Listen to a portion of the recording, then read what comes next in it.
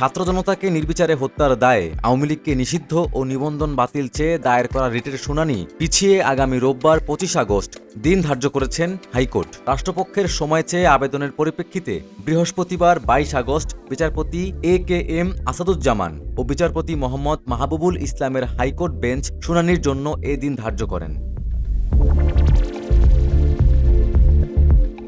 আদালতে রাষ্ট্রপক্ষে শুনানি করেন অ্যাটর্নি জেনারেল মোহাম্মদ আসাদুজ্জামান। রিটের পক্ষে রিটকারী আরিফুর রহমান মুরাদ ভূঁইয়া নিজেই শুনানি করেন। এর আগে ২০ আগস্ট ছাত্র জনতাকে নির্বিচারে হত্যার দায়ে আওয়ামী লীগকে নিষিদ্ধ ও নিবন্ধন বাতিল চেয়ে দায়ের করা রিটের শুনানির জন্য বৃহস্পতিবার ২২ আগস্ট দিন ধার্য করেছিলেন হাইকোর্ট।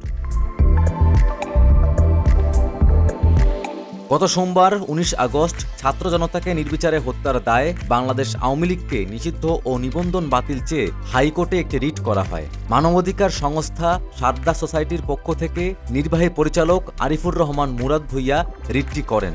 এই রিটে যেসব প্রতিষ্ঠান শেখ হাসিনার নামে রয়েছে সেগুলোর নাম পরিবর্তনও চাওয়া হয়েছে।